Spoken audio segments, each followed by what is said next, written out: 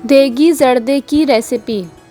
अज्जा: सयाल चावल आधा किलो, घी आधा कप, गुलाब जामुन हस्बे ज़रूरत, बादाम पिस्ते हस्बे ज़रूरत, केवड़ा 1 खाने का चम्मच, चीनी आधा किलो, अशरफियाँ 1/4 कप, नमक 1/4 चाय का चम्मच, जर्दे का रंग 1/4 चाय का चम्मच, चांदी का वर्क 1 अदद, लौंग 4 अदद, खोया 1 कप, सब्ज़ इलायची 6 से 8 अदद, ऑरेंज का छिलका 1 खाने का चम्मच, दूध आधा कप।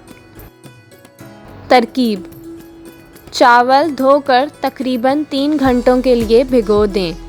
इसके बाद दोगुने पानी में लौंग, सब्ज़ इलायचियाँ, नमक, जर्दे का रंग और ऑरेंज का छिलका डालकर चावलों को मुकम्मल उबालकर पानी निकाल दें।